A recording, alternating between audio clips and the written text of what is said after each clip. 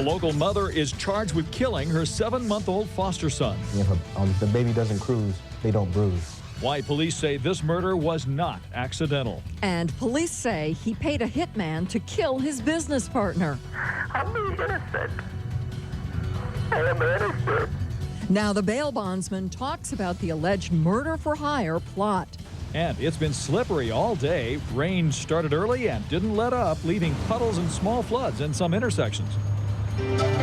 This is Channel 8 Eyewitness News at 11 in high definition. And it was a rain we desperately needed during a year when we've only been teased by clouds. Yeah, today those clouds delivered steadily most of the day. In fact, it's the most rain we've gotten in one day in the last year. But after a hot summer, these roads are covered with tire residue and dust, and they become dangerous quickly. Police say people need to drive extra carefully in these conditions. Keep in mind that it's going to take you longer to stop your vehicle without sliding. Be patient. Understand it's going to take you a little longer to get where you're going because traffic is slowed down. The Highway Patrol said they didn't see a significant increase in accidents on their roads today, but this storm isn't over just yet. Gina Cancelleri joins us with a look at what's going on right now. Gina. Paula, the rain keeps going. It hasn't let up, although at times it did seem like the line of weather would break up. It has congealed once again, and we have some moderate rain falling in the valley. Here's a look at the rain coming up from the south, continuing to move on this constant line right through the valley, primarily along the eastern side of the valley is where we're picking up the heaviest of rain. North Las Vegas, we've got a pretty decent cell moving through there, again continuing to move off to the north as we head through the evening. Now what I want to show you is the official numbers at McCarran International Airport, and these are the numbers that go in the record books. So far today, almost 1/3 of an inch of rain. That broke the record for today. It's much needed rain, and we're going to continue to add on to this as we head into midnight. And then, of course, we'll keep you updated with the rest of the forecast throughout this half hour. Paula? We'll see you then, Gina. The rain didn't help a fire that gutted a local Outback steakhouse. Firefighters say it started at about 7:30 tonight, caused by electrical wiring. They say they had a hard time controlling it because it spread to the attic and was hard to get to. Workers at the West Flamingo restaurant were surprised by how quickly it spread, but they say everyone evacuated calmly. I went out in the dining room. It was a little smoky when I went out, and then I came back and it was just completely filled with white smoke. And then we were evacuating people, and then the whole place is on fire. Firefighters say no one was injured, but the restaurant is lost. A foster mother is behind bars tonight, charged with the murder of a baby boy in her care. I-Team reporter Colleen McCarty witnessed the arrest and has exclusive new details about the investigation. When Melanie Oakes opened the door to Metro investigators, the first words out of her mouth were, "Are you here to arrest me?" For 2 months, the foster mom with 2 children of her own knew this day might come. Police had too many questions about the death of a 7-month-old baby boy in her care. You know, it's one of those things where you try to rule someone out as a suspect, but based on the facts that we've gathered, the medical reports that we've gathered, and the witness interviews that we've conducted, her story is not plausible. According to the arrest warrant, Oakes called 911 the afternoon of August 2nd after discovering her foster son, known as baby boy Charles, unresponsive in his crib. During an interview with police, she explained she picked the baby up, tried to give him a breath, and he vomited on her. She then noticed the back of the baby's head, in her words, felt mushy. She tells the investigator, "I thought this is all wrong. This is bad." Baby boy Charles died 2 days later. If the baby doesn't cruise, they don't bruise. Meaning if they're not, ambulatory, they can't really get injured that bad by themselves. So a slip or fall does not cause these kind of injuries to a young child. Several medical experts concluded the baby had a skull fracture and severe swelling of the brain, and that his injuries could not have been accidental. According to the warrant, Oakes told investigators baby boy Charles had slipped in the bathtub 2 days earlier, but in her opinion did not appear to be injured. She couldn't explain his condition and denied doing anything to hurt him.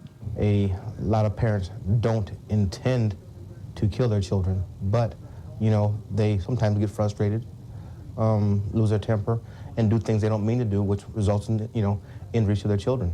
During her interview with police, Oakes called the baby her baby. He'd been with her almost since birth.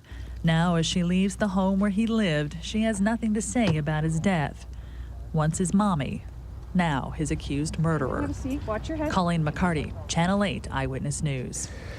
Oaks and her husband have been licensed foster parents with the county since 2003. She has no criminal history. 2 other children who were in her care at the time of the baby's death were taken to Child Haven. A bail bondsman who was arrested for trying to hire a hitman to kill his business partner says he is innocent. Metro detectives, though, say they have taped conversations between the suspect, Timothy Deem, and the would-be hitman. But Deem says he was set up by the alleged victim. Eyewitness News reporter Adrian Arambulo has been following the story and joins us. Adrian, why does he blame his partner? Well, Paula, what it all comes down to is the company that the men once owned together. Deem says there's a conspiracy to put him behind bars, but he puts most of the blame on the alleged target of the murder-for-hire plot. The alleged target, Robert Sukol, says he still fears for his life and wants Deem locked up for life. I swear to you, on my grandson's life, I'm innocent. In an exclusive interview with Eyewitness News, Timothy Deem says he's an innocent man, wrongfully accused in a murder-for-hire plot. Police say they have Deem on tape. Deem believes the playing of the tapes will prove his innocence. If they do, they will see how ridiculous this is. Because this group, these parties, came up to me and solicited me. Police documents state Deem met with a potential hitman on 2 occasions, agreed to pay $3,000 for the murder, and wanted it to look like a Salvadorian gang hit. Rob was not an issue with me. Right. All this time that he has been pulling this crap, I haven't taken one aggressive turn towards him other than filing the appropriate police reports. Deem says he is the victim of a setup, and that Robert Sukol stole from him and had a vendetta over a business dispute. Tim said that you and this informant set him up. True or not true? Totally not true. Sukol says what all this boils down to, one word to describe this whole thing is just greed. Deem wanted his half of their business. He just needs to be put away and tucked away in the corner so that nobody has to listen to Tim Deem anymore. Point blank, the district attorney made the decision, yes, we finally have enough to prosecute him, and that's what happened. 2 men, once friends and business partners, now separated by the most serious of threats. Deem claims he has information that Metro and the district attorney's office are in on a setup to put him in jail. As for Sukol, he just wants to get his life back to normal, though he says detectives have warned him there may be others out there who may have been contacted to kill him. Paula. Thanks, Adrian. Timothy Deem's next court appearance is scheduled for this November, and that's when a judge will decide if there's enough evidence to send Deem to trial. Police sources tell Eyewitness News other criminal charges could be filed against Deem soon. Another day, another school threat. This time it was a bomb threat. Happened in Virginia, and that was after a string of deadly school attacks. The police took the threat seriously. Police in Culpeper County searched into the night, trying to find the source of the threat. Public and private schools were closed, so were the daycare centers. A threatening call came late last night, vaguely saying an explosive was placed inside schools. The closing affected 7,200 students, and there is no word if they'll return to class tomorrow. In Pennsylvania, a grief-stricken Amish community buried 4 of the 5 young girls killed in Monday's school shooting. The procession led right past the front door of the gunman, Charles Roberts. 5 other girls who were also shot are still in the hospital, 3 of them fighting for their lives. And in Bailey, Colorado, 8 days after a gunman took girls hostage, killing 16-year-old Emily Keys, students finally returned to the high school where it all happened. There was a noticeable increase of police presence, though, to help kids feel a little more safe. We've seen some less serious incidents at Clark County schools already this semester, and we wondered exactly what happens to the troublemakers to make sure they change their bad behavior. There are 8 schools around the valley dedicated to helping these kids get back on track. Channel 8 Eyewitness News is live. Ashanti Blaze shows us how these schools rehabilitate these children. Ashanti. Paula, Morris Behavior is one of those schools. It has a very, very strict curriculum, and then there are a lot less students that go here than your regular school. There's also no extracurricular activities. Its goal is to give students who don't make all the right choices a second chance at a positive future. 15-year-old Jonathan Kiefer never liked school. Before, school was just a low priority for me. I put eating and sleeping before school and just everything before school. When he moved to Las Vegas 8 months ago to live with his mom, he was going to virtual high school. I thought it was going to be a pretty easy thing to go through. I mean, you just take your classes online, do your work at your own pace. And it was a lot more difficult than he thought, and soon he was making D's and F's as well as bad decisions. He posted pictures of himself on the virtual school's website. They were meant for his girlfriend. One was me holding a gun to my head, and it wasn't really going towards me wanting to kill myself, but it was just meaning like, it was meaning to her, if you left me, I would die. He was recommended for expulsion, but was given a second chance by this man, Dr. Edward Goldman, with the school district. It got passed down to Dr. Goldman with expelling me, and he was the last one. You know, if he signed it, then I was gone. This happened just before summer. I said, you're going to pay your dues, and your consequence, you'll go to one of our alternative schools during the summer.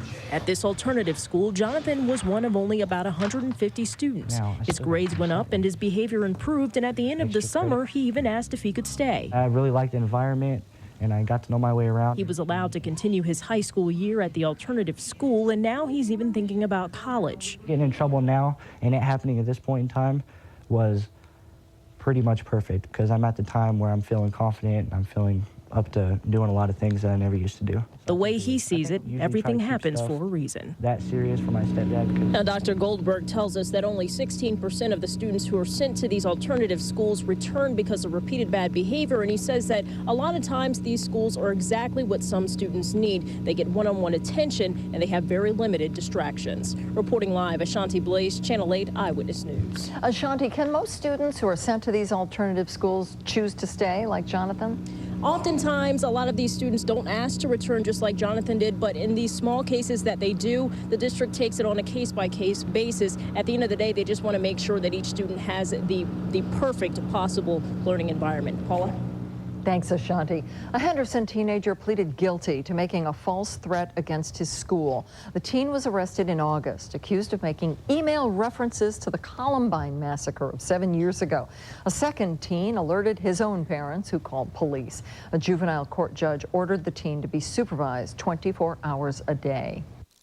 I just kept on stabbing her, and I kept trying to hit her in organs, like the main organs, but I couldn't. I just kept on stabbing.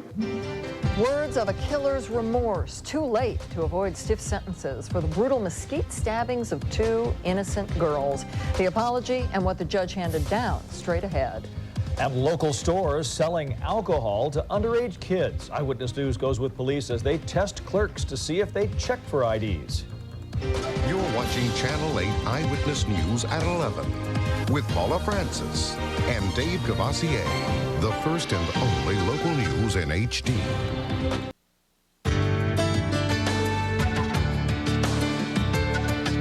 The brother and sister who stabbed and killed 3-year-old Christiana Cowan and paralyzed her older sister were sentenced today. One is heading to prison, rather to death row, the other to prison until she's at least 65 years old. The attack happened back in 2003 when the Utah teens were seeking revenge on the girl's mother for a botched drug deal. Both Bo and Monique Maestas pleaded guilty, and today she apologized for what they did. I've thought about this tragic situation every day for nearly 4 years now. I understand how many lives were altered. This case has to be one of the most horrendous I have ever been involved with over the many, many years I've been on the bench. Bo Maestas was sentenced to death with an additional 45 years in prison for burglary and attempted murder charges. Monique got life in prison with the possibility of parole. North Las Vegas is cracking down on stores that sell alcohol to minors, leaving them with heavy fines to pay. Police sent a 19-year-old decoy into several convenience stores to try to buy alcohol. Out of 10 stores tested, 3 clerks sold the beer to the minor. The teenager who helped authorities conduct the stings felt he was getting an education himself. You know, I want to be a police officer, so this gives me an opportunity to take part and make a difference at my age. Each of the 3 clerks who sold the alcohol got an $1,100 citation. With 2 stabbings on local campuses in the past week, one high school, usually perceived as one of the more at-risk schools, is proud to say they do not have those problems. Clark High School has policies on cell phones and dress codes, but the principal says it's the family atmosphere of the students and staff that keeps kids safe. We want to really instill in our children that we are a family here and that we take care of one another, that we respect one another. I feel very safe here. Like, I look around at the kids, they look happy to come to school. School police say while they had a busy start to school, they feel as the weather cools down, so will the behavior. Because of recent school violence, an upcoming gang meeting will include school safety. The Parents Summit and Training on Gangs takes place this Saturday, starting at 1 p.m. It will be at the Dream Center that's located at 911 G Street. It's a free event, but parents are asked to call 636-0023 to reserve a space. Nevada's constant growth is coming at a price that we may have to pay every time we drive out of state. A state panel is proceeding with a proposal that could include toll roads on the heavily traveled I-15 to L.A. The pilot program would be created with California authorities. The profits from the tolls would be used to cover the high costs of maintaining and building the state's roadways. Speaker of the House, Dennis Hastert, is taking responsibility for Mark Foley's actions, but he won't be stepping down from his post. In the latest news of the scandal that has shocked Congress, the Speaker of the House said he did have knowledge of the emails that former Congressman Mark Foley sent to teenage pages. A House Ethics Subcommittee has launched a full investigation into lawmakers' actions with teenage pages. One former page says Mark Foley sent him explicit emails only after leaving the program. Referencing genitalia, referencing specific acts between the two of us, things like that. American people, and especially the parents of all current and former pages, are entitled to know how this situation was handled. Already there is now a toll-free number for pages to call if they want to report inappropriate contact with members of Congress. Fears that North Korea could soon test a nuclear missile have U.S. and world officials on edge. The U.S. has reportedly launched a spy plane to keep a close eye on North Korea's latest move. Even China, North Korea's strongest ally, is warning of serious consequences if North Korea conducts a nuclear bomb test. U.S. officials say this test is a real threat, but there is still no date for the testing. Secretary of State Condoleezza Rice made a surprise visit to Baghdad today to meet with Iraqi leaders. Rice met with Iraqi President Jalal Talabani and Prime Minister Nouri al-Maliki to discuss the rising sectarian violence in their country. In the 4-year-old conflict, 2,700 American soldiers have died, and the war effort has cost more than $300 billion. And we're all wondering if tomorrow's commute will be kind of messy. It sure was kind of strange today. I know there was they said there wasn't as many accidents as they expected, but you got to think the body shops are liking this weather. That's so true. So are the lawns, because we need to see the rain. And guess what? Tomorrow morning, light rain is in the forecast. 63 degrees at 6 a.m. So tomorrow morning's commute may be a little iffy. Set your alarm a little early. Give yourself a little extra time. Maybe an isolated thunderstorm by noon. 74 at that time. 68 by 6 p.m. with the rain easing up at that point. But basically tomorrow it's going to be another wet day, so you do want to have the umbrella with you. You want to give yourself a little extra time when you're driving around. The reason why is this band of rain that has been persistent, nonstop, easing up at times, but then coming back together and continuing to draw moisture up into our valley throughout the remainder of the evening, really, and it's not going to go anywhere anytime soon. Here's a closer look into the valley, and we've just got green everywhere on the east side. The west side has not seen as much as the east side has. Let's take a look at the rain values and show you what we have accumulated so far today. 0.36 inches of rain for Eastern. That is the winner in the entire valley. Then the winner the other way around, Fort Apache. Didn't see any rain there. West Alta didn't see any rain there today either. That may change as we head through the day tomorrow. Then taking a look outside the valley, Prim picked up some rain. Caliente picked up a decent amount of wet weather too, but then other areas didn't pick up anything. Maybe just a few raindrops. Now, what's going to change the entire system is back off, still to our west. It's this area of rotation, these clouds rotating here. Area of low pressure. We need this baby to move through, kick out all of this for our weather to change. And the upper levels of the atmosphere are not allowing for that change to happen yet. We've got the same pattern in place. So what you see right now is what you will get tomorrow. And maybe, if we're lucky, we'll get a shot like this.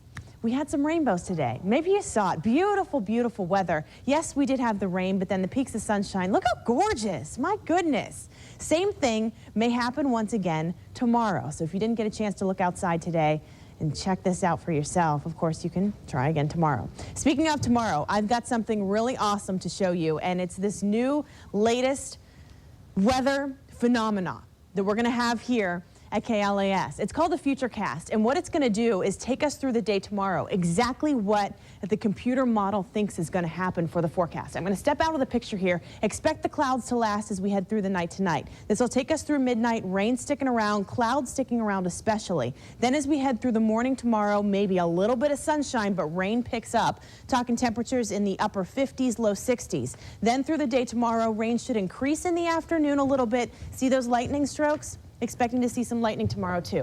Temperatures in the upper 70s for the most part. And really, this is what we're going to base our weather on. This stuff is awesome, this Futurecast. And then I'm going to click forward and we're going to talk about the 7-day as soon as I can get there. I'm pressing the hot button, trying to get there as fast as I can. Air quality looking good for tomorrow, by the way, in case you can't tell. Sun comes up at 6:40. All right, here it is. Sorry it took me so long to get to it, but I'm just so excited with this new weather equipment. Staying breezy for the weekend with some rain, and it's not going to change so far. So that's the forecast. I like it. Futurecast, sure. Okay. Yep. Chris has playoffs. Playoff action, who knows if the Dodgers can win 3 in a row. We'll find out. That's the task ahead, though, really. If they don't, they can look forward to spring ball in April. Also, Andre Agassi out in the community spreading some good cheer. I'll explain coming up next. All right, the Dodgers are a loss away from being swept to the postseason. New York, Los Angeles, Game 2. Tom Glavine making his 33rd postseason start. Hey, better with age, at least tonight. Glavine tossed a 4-hitter. Jose Reyes then drove in a pair of runs. They only needed 2. There's 1 because New York wins it 4-1. So it's back to L.A. for Game 3, and Greg Maddux will pitch for the Dodgers, who are 1-11 in the postseason since their 1988 World Series appearance. The other games, 2 of them, Tigers even their series with the Yankees with a 4-3 win, and the Padres on the brink of elimination with today's 2-run setback. Rebels open conference play Saturday. In fact, it'll be the league opener for both UNLV and Colorado State. If history is any indication here, expect a close game. 5 of the past 6 games have been decided by 4 points or less. The preseason went how it went, and now we're going into conference. One of our team goals is to win conference, and we still can do that. We're just going to go out there and play as best as we can. That's all we can do. I definitely think we could beat Colorado State, though, yes.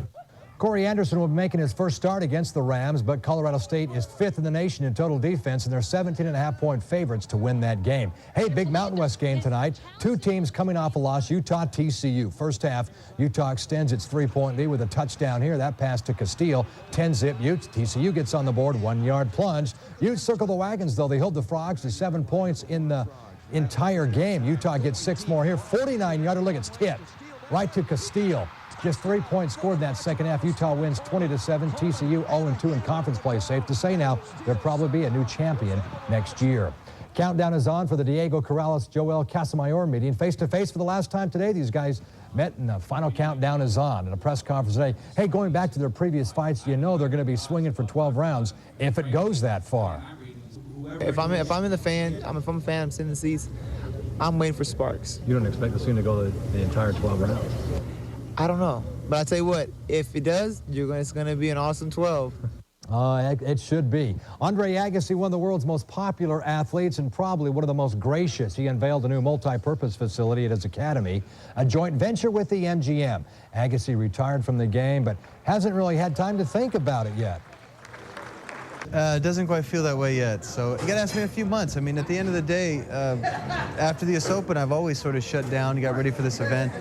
All right, that event he's talking about is this weekend's benefit concert, which always includes, it seems, an all-star lineup, huh? Big name stars. Absolutely. Yeah, great. Thanks, Chris. You bet. Be right back.